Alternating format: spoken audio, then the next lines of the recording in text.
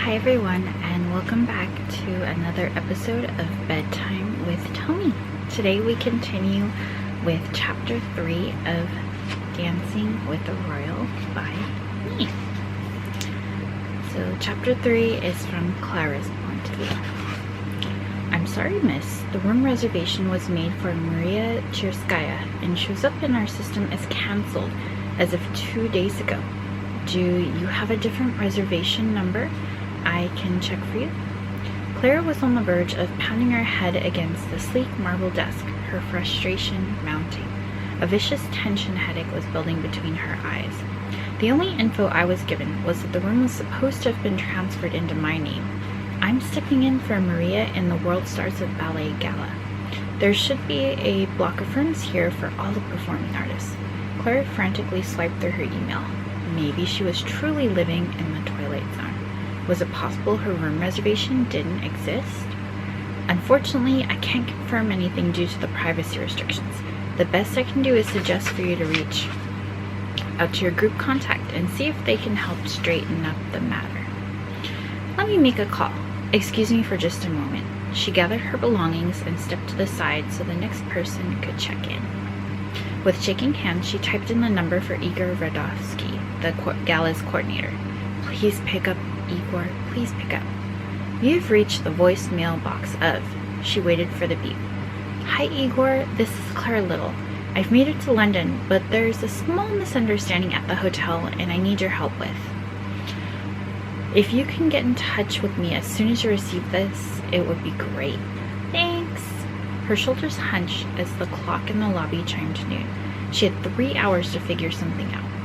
I've pretty much hit rock bottom. I don't think I can sink any lower than this. Taking a moment to center herself, she placed a hand on her chest, closed her eyes, and visualized all the stress of the day leaving her body. She counted to 10 and released her breath. Feeling somewhat more composed, she returned to the front desk. The same clerk was still available and signaled her over to him. Sorry about that. I just left a message with my group contact. She dry swallowed. Do you have any available rooms for one night in case he doesn't get back to me? If she paid for the room on her own, she could have the gala group reimburse her. The clerk tapped on the keyboard and fixed his gaze on the screen. We have an executive suite, he paused. Actually, it appears that's the only room remaining. He pulled out a calculator and typed in a rate on the keyboard pad in front of her. Clara's eyes bulged. And that's for one night? Yes. For a girl who only had $1,000 in her savings account, that wouldn't even cover half the total. The limit on her emergency credit card was $3,000. If the total included tax, she could barely manage it. But if anything else went wrong, she'd be SOL. She'd better not take any chances. I guess what I need is caffeine and a place to sit while I figure out what to do.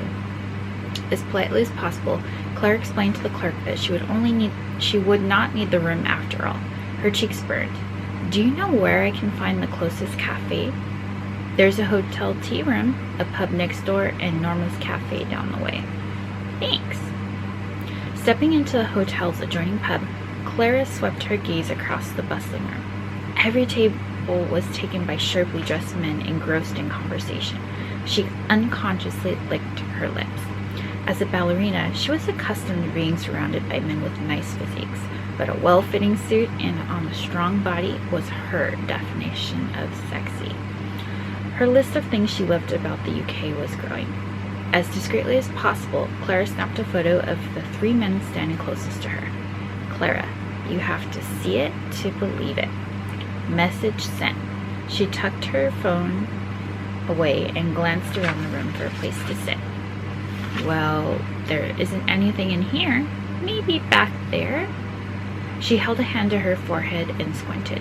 A few seats were upturned and placed on top of tables in the back corner, likely reserved for use later in the afternoon. Did this mean there was one additional room back there? There's only one way to find out. Thank you for joining me tonight.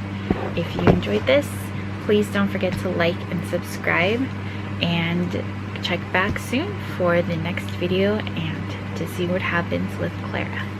I'll see you next time.